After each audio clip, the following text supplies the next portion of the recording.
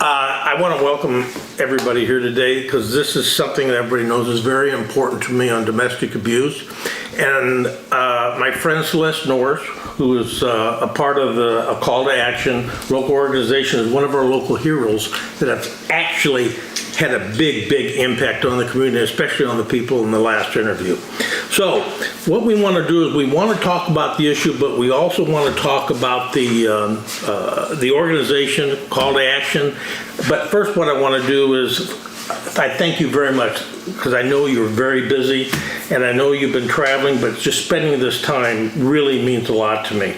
So let's start with this. You've had such a big impact in the county on this, and you had this interest.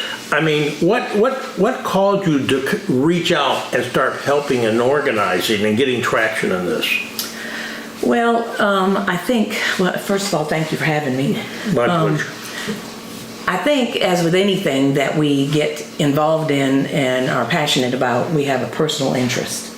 And so I would say we've been an organization for about 10 years. Mm-hmm. And at the beginning of us becoming an organization, I had a family member who was involved in domestic abuse situation. It was something that it was new to me. I'd read about it.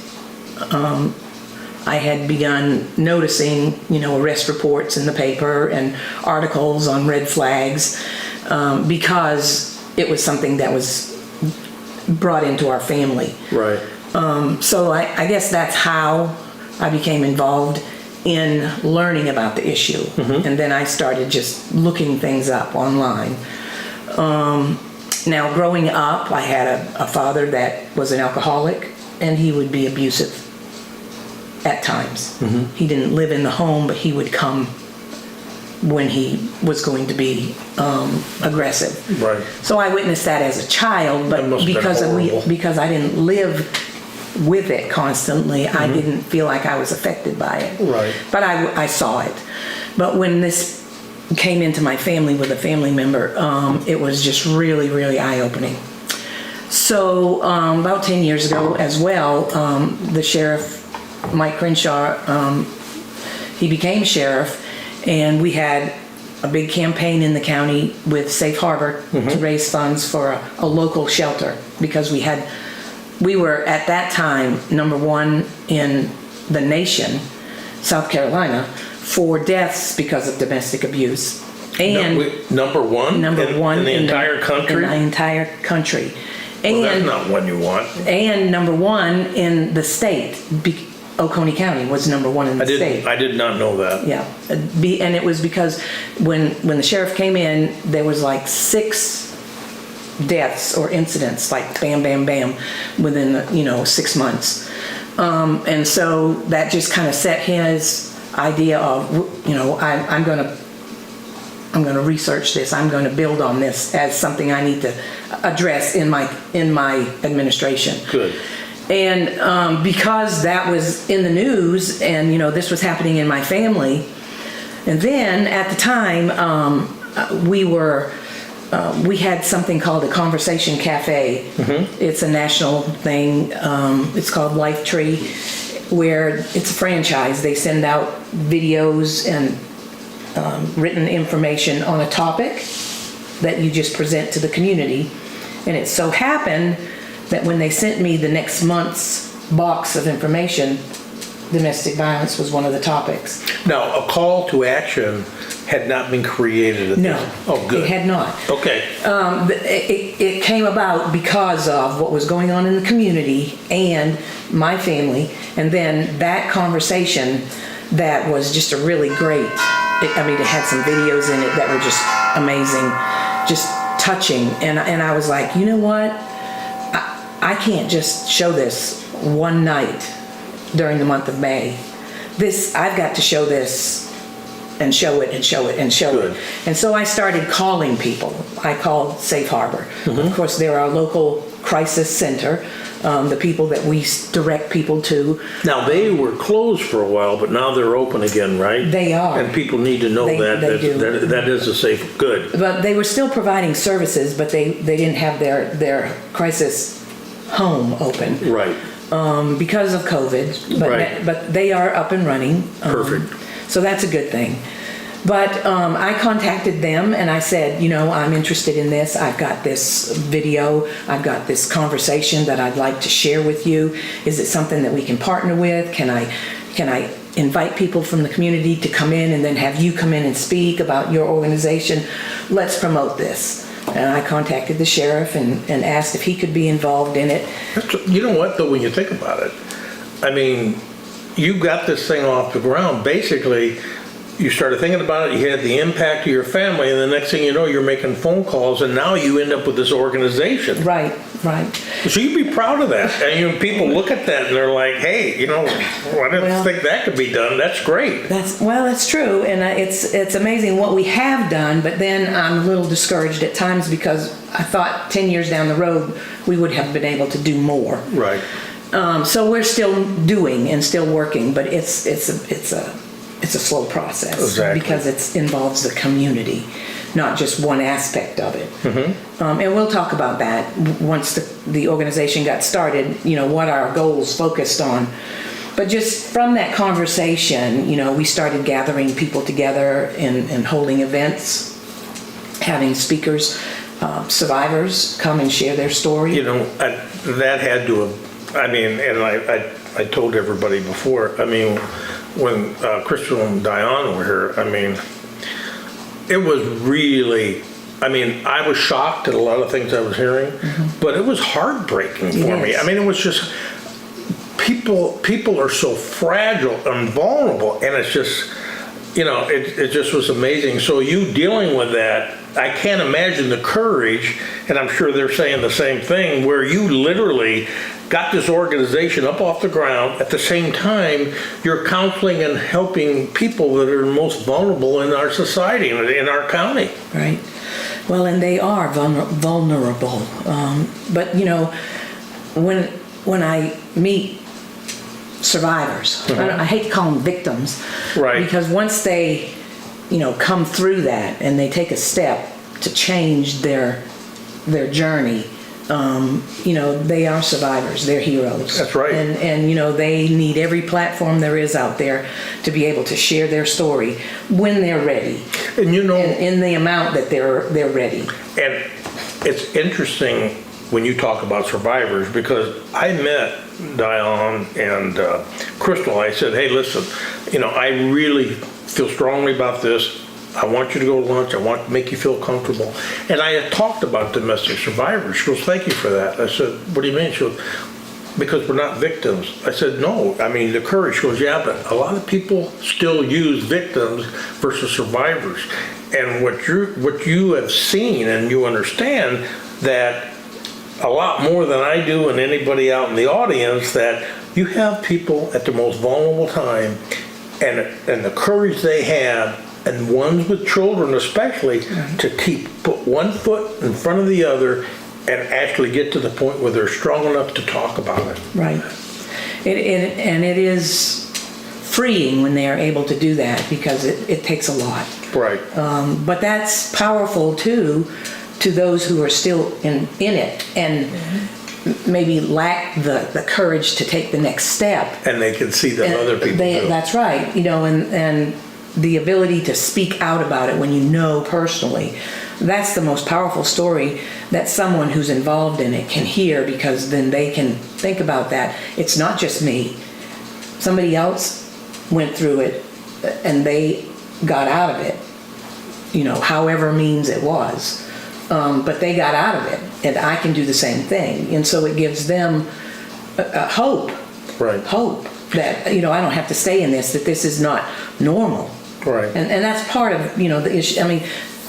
The topic of domestic abuse, it's so complex. It's so complex. There's not one answer that fits everybody. There's not one program that fits everybody. Everybody has a different life they're living, and they have a different walk that they are going to have to walk to get toward the light. You know, the advantage I can see you have, like I haven't known you that long, but I can just tell that when we're talking that all I see is kindness. And the thing that's great about that is a calming influence on somebody going through a horrible period in their life. And then if you have the right resources behind you, the next thing you know, you wrap these people in a cocoon of protection and love as you help them. Hey, you're not alone. Yeah. And that's all anybody wants, That's right. People need to know they're not alone. They need to know there's hope. And when they get to the point where they want to make, or they are able to make some changes, they don't need somebody there in the good way trying to tell them how to go and what to do, because they've been victims, they've been put down, they've been controlled, they've been abused, and they need the ability to control their own destiny. With the life preserver next to them, guiding them along the way. So, one of those things that we would do as a support would, to go, look, here's a resource, here's a program, here's a group, here's this. What do you think? What do you want to do? Give them the choice, because the more choices, because some have not had choices for years. They've been told this is what you're going to do. Whether it was in a physical abuse, or that would certainly be emotional abuse, controlling. You don't have to have a mark on you to be abused. When we had Chris Rouen and Diane on, the one thing that really struck me when Diane was talking, that she literally, when she was getting ready to go home from work, and I'm sure you know this, she would go in the bathroom and cry because it was so torturous thinking about that, and it was all emotional abuse. But she said, I got to do it for my kids, and the challenge of that, and that's just amazing. When you look at a call to action, do you have a board of advisors in the community? Like, are there people advising you along with this board for resources, or like you have social workers that are on the board that can give you advice on okay, this is something that you ought to be able to offer, or not, or is it just a small board? Or It's a small board right now. I was going to say that we need volunteers. We've just recently talked about inviting more people to come and join us, because we need more volunteers than we've got to do what we want to do. So talk about that, because we have a pretty big audience now. What is it that you need to help these people that really deserve the help, from the community? I mean, if you tell people what you'd like them to do, I mean, you're just talking to me, or you're talking to the people that are going to be watching it. The thing is, I mean, how can we help? Well, because a lot of us, we don't even know. Yeah. And it's really not that hard. Let me get back to the mission, maybe, of a call to action, good. And then I can share that a little better. So when we decided to do what we did with the conversation and reaching out to people, and going online and finding about who in the community works with domestic abuse, who works with the men, who would work with children, and we compiled a list of people in the community that we could put together a resource guide to say, these folks are here, right here, and I've got a copy of one right here, and we develop one every year because sometimes organizations change. Right, so that's like an advisory group too? Right, and we call them resource providers. Okay. Community resource providers, and of course on the front would be 911. This is what it looks like, but so if you're in crisis, call those numbers first, and then it lists those primary available resources, all the like who they are, how to contact them, like bullet points of what they offer, whether they're prevention, treatment. I've never seen anything like this with all this. That's, So, and you also have warning signs. warning signs, right, and then a link to our website, but, and then contact information. But we've found that this has been real helpful to just leave with people, give pastors a handful of them. Right. I've given at Shaver Complex, I put a little stand there with them in there. A lot of people come in there. Just as, look, here's a bunch of people in the community that you could reach out to that will help. It may not be specifically domestic abuse, but it will be something related to it, that your family's affected because of domestic violence, so you might need help with this, or this. Right. So there are resources there.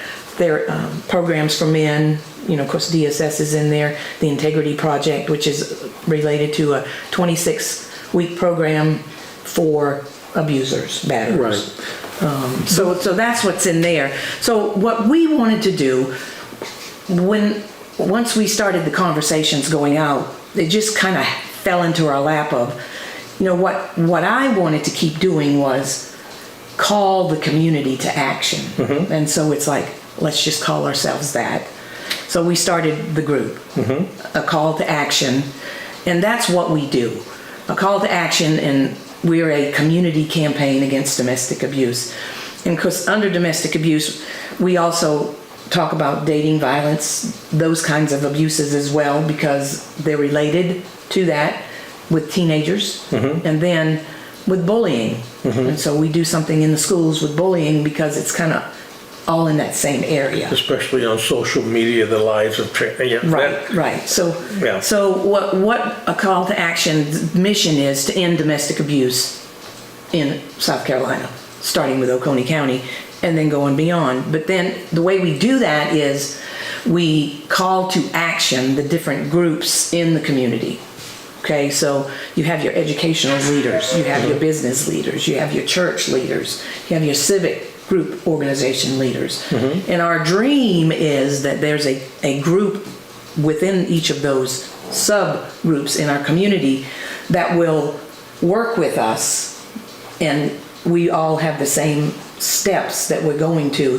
The first step is awareness. Mm-hmm. Okay, just like when we first started, we took that awareness message and we went to, we contacted all the schools. So we went to every elementary school in the county and did an awareness class. Like a seminar? Yes.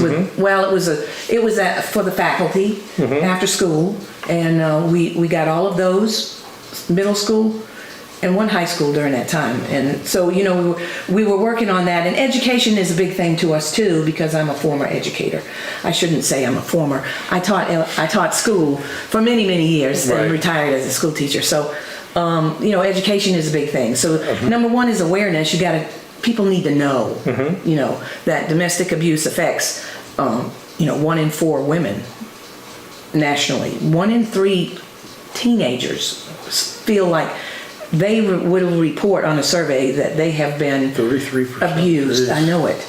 That's like a whole high school in Oconee County, which is. You were shocked. I was, and it hurts to know that our teenagers, would be in a relationship and be abused by their dating partner.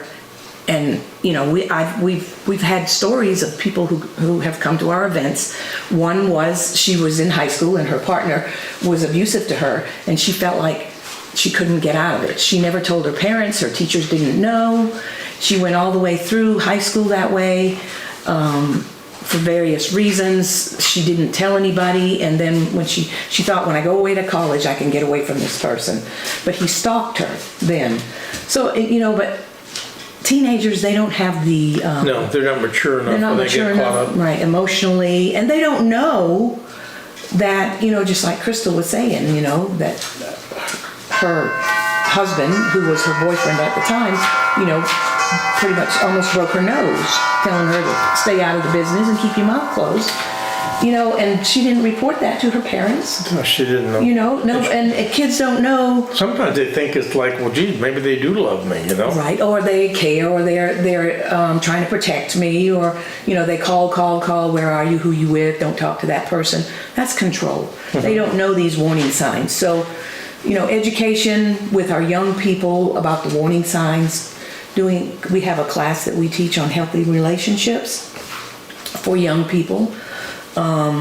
It's those warning signs. It's that spectrum of behaviors, that go from very controlling to a healthy relationship, and where would you fall on that spectrum. So, education is a big thing for us. So we also have classes, which is our big thing for the community, called bystander intervention. Mm-hmm. And that was something that in, going online and researching how do we end domestic abuse, the big thing was awareness. Then it was the whole community has to be involved. Mm-hmm. They have to know about it, they have to care about it, and they have to join in to end it. So that's what we focus on. The community partners, community leaders, and then with the bystander intervention, we can teach this class to any level. We can do it elementary, we can do it teenager, we can do it old folks like me. And we went for training. We got kind of in 2015, mm-hmm. which was 8 years ago. We went to Virginia where the class was being held, and we were there a week, 5 days, all day long, being trained in these strategies. And when we came back home, we took the community training. They have a high school training, an elementary training, and a college training that they do. And what it is just actually you're teaching community members there's something you can do about it. Mm-hmm. That you have to think about how powerful the bystander is. You're a hero in an at-risk situation that's happening right now. Sort of like one of those what would you do things on TV, where they set up a scenario and then they see, is anybody going to intervene? So in the bystander intervention classes, that's what we talk about. If you see something or hear something, you need to intervene. And then we teach the strategies of how to intervene. Whether you do it directly because you feel safe enough to do that, right, or whether you ask somebody else to intervene, like a boss or an HR person or a manager at a store, or call the police, or a friend who might know that person better than you. For me, you were talking about the awareness. So when I got out of school, when I got out of college, I moved. My wife and I moved to a lot of different states. Well, then one of my sisters ended up marrying a guy. I never had met him, and even then they got a divorce. But it was about 6 months in, I thought something was off. You know what I mean? I thought, it's probably me. Well, it wasn't. I mean, I could see when I talked, the conversations would be shorter. Mm-hmm. It would be, when she talks, can be very dominating. That's my family of 5 kids. She had to because, to be heard.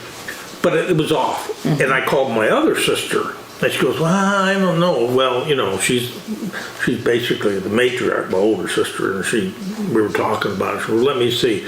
And that's what he was doing. It was all the emotional stuff. And it was really getting bad. Well, I wasn't living there, but I had other sisters that were, and they intervened and got the guy out. And God only knows what would happen if she didn't have any brothers or sisters. Right. My parents are gone, and because I could just feel that. But like you said, the awareness.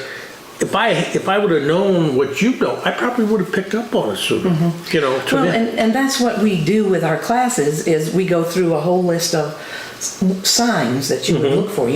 What might let you know that there's domestic abuse going on, and let's talk about those. What would it look like?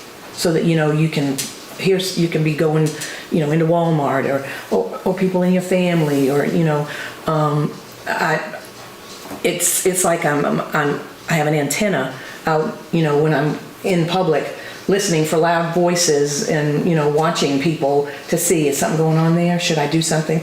Right. To where my family, if they're with me, they might say, oh, please don't do anything, But that's one of those things that could hold you back, is for somebody to say, no, maybe you shouldn't. But, just because I've been trained, but even then, sometimes I don't do. And recently, when we were on our trip out west on a hike, there was a family that we saw, and the father, I was coming up on this clearing, and there was a waterfall, and I was like, what's going on? And there was this father who was right in the face of his teenage daughter, and you could tell, I couldn't hear, but you could tell he's not a happy camper, and she's just kind of, and the mother was standing there just kind of arms folded, very somber, closed off, never said a word. And I looked for a few seconds, and I'm like, something's not right here. And I stood there for a minute, and then I started walking by. My husband was in front of me, and he must have heard me, because I was talking to myself, going, something's not right there. What in the world do I need to do? Something. And so I started praying for the situation. But then my husband turned around. He said, you're doing that bystander thing, aren't you? And I said, yes, something was going on there, and I didn't do anything. We should have done something. He's not been doing my trainings, but I'm gonna make him come next time, because I think about it now, and I go, we could have tag teamed. We could have just spoken to the girl and said, it's a nice day out here, isn't it? Look at the mother and go, to stop the flow. And I didn't do anything, and I feel so bad about it, and I thought, why? I should kick myself, but sometimes we don't. Right. Even when we know.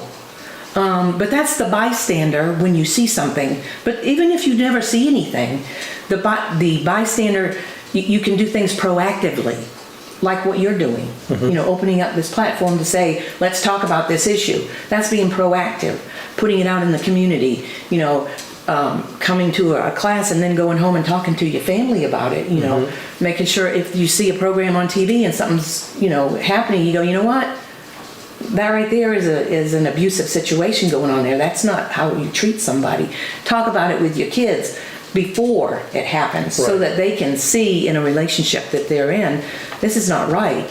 I need to go talk to my mom or my dad or somebody, because we've already talked with them beforehand. Right. So the bystander thing it's easy for anybody to do. Kids can do it in elementary school when they see somebody picking on somebody. They can say, stop, that's not nice. They can say, come over here and play with me. They can say, I'm going to go get the teacher. All those things are intervention strategies. So, what we're trying to do with those classes is inform enough people in the community to where more people are intervening in the community. When you talk about that, I mean, that's really educational. One of the things that, like on our show, I mean, we never thought that, we just met, and then now we've become very good friends. But one of the things that bonded us more than anything else, the four of us, is we saw significant bullying in the community. Adults, middle-aged adults bullying seniors, one even bullying a girl that was like a junior in high school through social media because she had an opinion. And we call that out, and that's what we fight every day, because the problem is it was getting to the point, I mean, I was seeing things, I mean, it was crazy, the kind of things that you literally had adults that would remove their social media account, mm-hmm. Because they were frightened, Right. People even younger than me, I mean, I'm older, I guess, but I've always had a hot button for people getting bullied. I mean, it's, in school, me too. I mean, and I don't like that, and it's just very tough. But I'll tell you one thing the audience is probably wondering. When you look at these stats, a 33 and a third % for the teenagers, and then you get the 25% for adults and women, do you have that many men that will come in to get help have you had any? I mean, they're all wondering. Okay, so we know it's women, but do we have that coming also? Men, of course, are abused as well, but the statistics are not as high. They don't And they don't talk about it. We did have one person share his story about his brother who was abused by his wife, and he took it until the family talked to him, said, this is not right, you don't have to do this. I mean, to the point when if they were spending the night at their house, they could hear bangs and and things going on. But he would never talk about it, would never report it. But when he finally got to the point to where he was ready to tell his wife, I'm leaving, we need to end this. He had the courage to do that. Then I believe the story was on that she ended up killing herself. But it was that, and I think you never know what's in the mind of people. But the shame of other people knowing is a big thing. The shame of failure in your relationship. What are your family or your friends going to think? Your church, your co-workers. But the thing that I have seen is, and when we did awareness programs early on, and we went to the schools, and we did one at the district office. I had teachers and even administrators come and talk to me and say, I've been in an abusive situation. And so it's not just those who are on the lower end of the socioeconomic, it's professional people, it's every race, ethnicity, it doesn't matter. Abuse knows no, hierarchy. But it affects everybody. It does. And, I, like my sister or whatever, I never talked about that with anybody. I mean, it was always in the back of my mind, but, it kind of opened up with Crystal and Diane because, hey, but I always had, it was something, and I find myself gravitating when I look in the newspaper or stuff like that, only because that happened, but I've never really discussed it. Now, like you said, people see it, they should say something. They should, and that's why we... and they can call the police. They don't have to, exactly right. If there's a risk, like when Crystal was talking about that she was concerned, the police showing up, not so much for her husband, but for how he would react with the police. Right. Well, in situations like that, if somebody could intervene for her, hey, something's not right in this house, and then people could start probing it and have those skills and authority, to help, Right. And, that's why we call our bystander intervention training Stand Up, Speak Out, because it's real simple. We have to stand up for those who are being abused. We have to stand up for ourselves if we're being abused, and we need to speak out about it. Talk about it. Don't let it be something that's hidden in the dark. Talk about it, talk about it, talk about it. Just like Jesus said, the poor you will have with you always, there's always going to be evil people.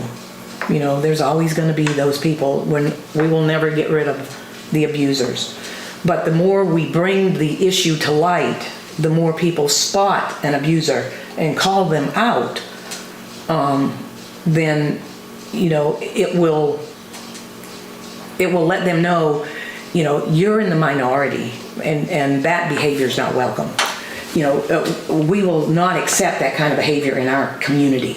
But the thing is, what I was telling you about when I was seeing some of these comments, and some of the women say, well, it's nobody's business between a man and a wife. What I like about the message and that the audience gets, this is not normal behavior. No. Not normal at all. It's not acceptable and it's not normal. Right. And the only thing that happens, in my opinion, when people try to do that and normalize it, You just have it move on to the next generation and going forward after That's that. right. So, part of what we talk about is we need to change the culture Exactly. of what is acceptable behavior in our community. That it's not okay, it's my house, my rules. It's what goes on in my house is none of your business. Well, if it's hurting somebody, it's all of our business. Right. Because it's hurting our community and it's making it a less safe place.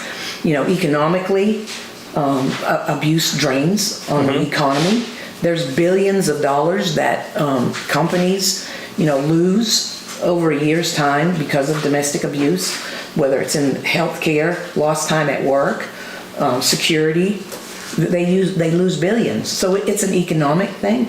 But the biggest issue is the humanness, that we all need to take it seriously, that it's not just don't worry about them. Right. We tell the story when we do our training. It's what if your loved one, the person that you care about the most, was in a place that they would normally go. And you weren't there, wouldn't you want? Yes. And there was somebody there who was going to harm them. Would you want somebody else who was right there to do something about it? Mm-hmm. Yes, you would. Absolutely. Then we need to be 100%. that person for somebody else's. What I'd like to do, because I know we're going to be wrapping up, but I want to talk about a couple of things. The first one is, you had talked about how people, when you look at the audience, and they're looking at this like, I can't believe, it's right. What is it that I want to talk about? What is it that when you look at the volunteers, the types of things that could help? And then I want to talk simply about a call to action and a couple of events coming up, so I can talk about what we're going to do with Let's Talk Oconee. And then to wrap up, I just want to talk about a couple of challenges. So when you talk to the audience and you're appealing, because we get a lot of people watching now, because they know, I'm not wearing my crazy outfits, I'm just, so tell people, what would you like to see that would help? Well, we need volunteers. We've been an organization now for 10 years. We are at non-paid staff. Okay, we are total volunteer. So what kind of volunteers? Doing what? Okay, we need people who can help us with secretarial, making phone calls, emails. We desperately need somebody who's got computer skills, who can help us with newsletters and flyers, put out, help us with our website, Facebook. We need some people who are connected to the business community, who are Can be advocates? yes, who can be representatives for us, can go out there and say, oh, I know these people, and these people. Let's bring them in and let's talk about how we can work together to get the businesses to do whatever they do, because the business will target this from their angle. Education targets it from their angle, churches from their angle. So, right. So you're getting the interest up with people. How would they do that? Would they go to your website or would they send an email? Hey, listen, I'd like to be a part of this. How can I help? How do they get in contact with you guys? they can go to our website, or they can email me. Okay, and what's the website? Could you tell The me? website is a call to action Oconee.org. Okay. And my email is Celeste at a call to action Oconee.org. Yeah, CELESTE. Yes. Okay. It's a long one, so you spell out all those words. A call to action Oconee.org. Perfect. So email me. We need volunteers to help us, because we are doing some things now that is going to require more Manpower. Women power. Like we've done some programs in the school. We do the poster contest for Bully Prevention Month. We are bringing in actors that we have had, Covenant players, for a few years. They've been in the middle schools doing assembly programs for the last couple of years. We're bringing them in to do assembly programs in the elementary schools. So contacting people, the logistics of it. We have just bought some headphones equipment to work with the Hispanic community, so that we can have our classes and have translators. Right. We're in the process, we've got almost all of our literature translated into Spanish. And that's taken us some time because we've had to find people. So we're looking for people in the Hispanic community who want to be a part of what we're doing, to reach and just get the information out and help us translate and help us in our classes. And we also, there's only 2 of us that do the classes right now. We need to train some more people. So we need people to come to our classes, be involved in learning how to do the classes, so we can have 5 or 6 different trainers who can go out and do more classes. Because this is the simplest way that everybody can utilize. I don't have to have special psychology or counseling class. You just got to care. You got to care, and you got to learn the safety techniques to use and just use them and just spread the word. According to the research, 10% of the community, if 10% of the community, which would be like, 7,000 people in Oconee County? If 10% of the community understood the bystander intervention techniques, how important it was to use those and keep being proactive, it's a tipping point where the culture can start to change and we can start to visibly see that we're making an impact. Good. So we need people in the church community who say, I want to help you in that area, to get the word out to pastors. There's 200 different churches in Oconee County. We can't reach them all. There's, all the schools. We're working closely with them because I was a teacher with Oconee. So, we're working closely with them in the high schools trying to get the... And our producer, his wife's been teaching for 20 plus years, We're excited about the Oconee Community Theater wants to partner with the theater classes at the high school to work on bullying dramas, plays to present in the community. So it's a community thing. So we're trying to get what you do in the community. We don't want anybody who's an engineer to have to worry about something in the, education department. Well, something out there in the social work department. Right. Where you are, what can you do? That's my challenge. I say, what can you do to help? And then we all do what we can do, and let's eradicate it. And that's a call to action, Oconee.org.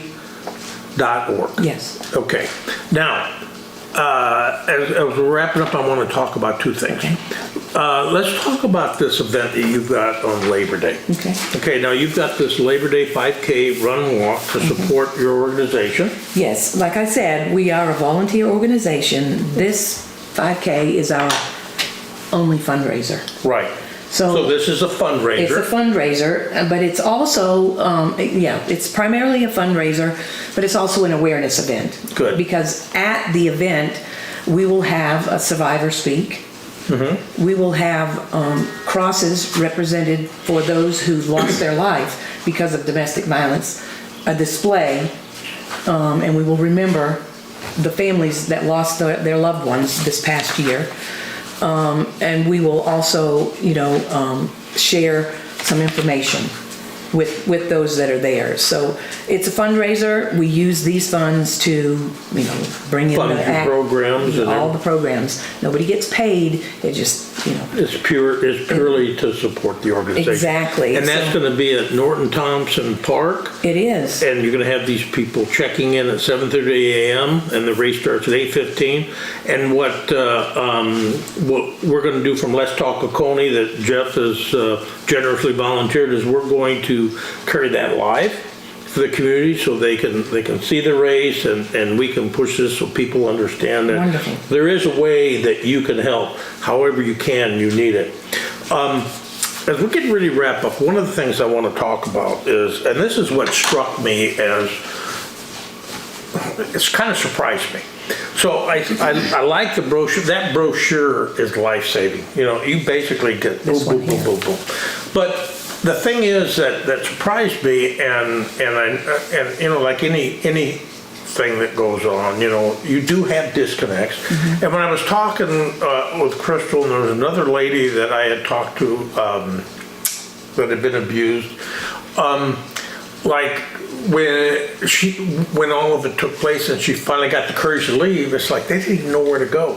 And like Kristen was talking about, that she went to the hospital, and they checked her out and everything, and then it said, okay, so you can leave. And she was like, I didn't know what I was gonna do about even how to pay a mortgage. I didn't know who to talk to.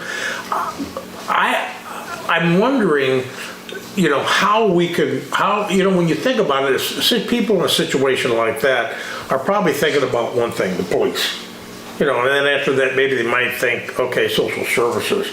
But I would think if any case, and something we could think about, and maybe, if I have an interview with the sheriff or whatever, that the hospitals and these organizations ought to know that when you talk to the police have a process in place like this, and they can say, okay, this is a domestic abuse case, here's a brochure, and I can take you through the brochure, and these are the places that you can go to where you can get your help, versus, because somebody's already emotionally traumatized, they don't know what's going on. Right. But you know what I mean? Something like that? Right.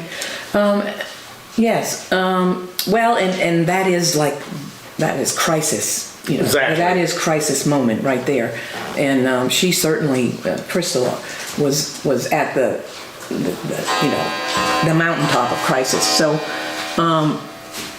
and I've thought about her situation, because I listened to the broadcast with her, and I've talked with her many times. And there were some maybe failures along the way. Gaps, whatever. But if we recognize them, we can fix them. Exactly. And that's the thing. I think that, all of these organizations, so when you're in the moment of crisis, it's the police, whether it's the sheriff or the city police, and then it's the victim's advocate who gets involved. If there's injuries that send you to the hospital, they do have a protocol that they follow. And who they notify, I am not sure, but there is a protocol they follow, and I'm checking into that, because I've already gone through some of her checklist of what she went through, and have talked with some people, and just to see, let's follow up on this, because it's a community, right? And there's a lot of people involved in helping someone get through that crisis, and sometimes we focus on our organization or our place in it, but we don't, we aren't connected with the other one enough to go, okay, what about this person can help you, or that person can help you. So and when there is a gap or a lapse, it's an opportunity for us to learn and to revisit maybe what we had been doing, maybe what we got lax on, and retrain, and find a different way, maybe a checklist, maybe do a Facebook podcast and say, this is what the sheriff's department does when somebody calls us about a domestic video or whatever. Right. I mean, there are a lot of solutions. A lot of different information. What I want to point out is this is, what you've done, this is, and everything. It's not a criticism of the hospital or the sheriff's department it's simply an awareness. Right. You guys have accomplished a lot. We have some gaps. Right. So take it for what it is. Like, hey, what? Good. So how do we improve those gaps? Exactly. That is the point. That is, and I know, like I said, I'm following up on some things. But you're only one person. I am just. You're right. An incredible advocate. You've had a huge impact on the community. But when you get some of these larger, groups, taxpayer funded or whatever, it's up to them to protect the community. And it's like I said, I got to be careful. I'm not complaining. I'm not criticizing. Right. I'm just stating that you're a volunteer organization. We have these other groups, and the police, maybe the hospital, because it sounded to me like she was just kind of like, hey, we'll see you later. These people need to be aware of this, and they need to do something about it to help people, because they've got the best quarterback around. I mean, they can always go to you and say, so what are your thoughts? And I'm sure you'd be willing to share. Well, I am an advocate for the survivors. I am also, I work with the community, because I realize, I'm an educator, I'm not a counselor, I'm not a, I don't have all those skills, but I care. So I point people in the directions, and I think, a meeting with the sheriff would be a great idea to just go over the things that they do and, come up with some ideas. So, just talking with those organizations, I don't know everything that they do. But it's always nice to have a refresher on what your policy is. Well, I think what we can think about is as we move forward, maybe an interview and invite you on, and we just have have some coffee and talk about it, and maybe in a forum, we can help help you guys improve that, but just take advantage of that. Right. But anyways, as we're wrapping it up, I wanted to say, first of all, you said the word care. I was about, I have a tendency, sometimes I gotta spend more time listening, but I was gonna jump in, because that's it, you care. You got people out there that care, but it's time to help, time to have the action, and God love you with what you're, you have my admiration. I mean, I know this has got to be emotionally hard for you, but by the same token, with your personality and your upbeat, it's kind of like the darkness, and you have this ray of light, and that's very positive, and I want to commend you for that. Thank you. So anyways, we're going to televise this event, this fundraising event, and you can always go to the call to action Oconee.org and volunteer. Yes, we're going to have a lot of volunteers out there helping us that day, but we need runners. I don't have enough runners now. I'll be your volunteer. I don't know about me. So I gave up running a long time ago. Yeah.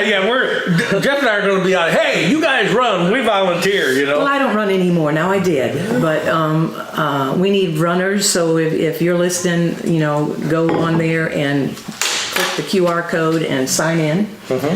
Register to run, walk. You don't have to be fast, but we will be giving out awards and plaques and some door prizes. So along with it being a fun day, we're done, 10, 11 o'clock. So it's not going to take up the whole Labor Day. Maybe I can just have my camera and I can be the pace truck. Okay. Anyways, thank you again for joining us, and I thank you for what you're doing in the community. Thank you. Thank you for having me. And thanks for watching. Thank you.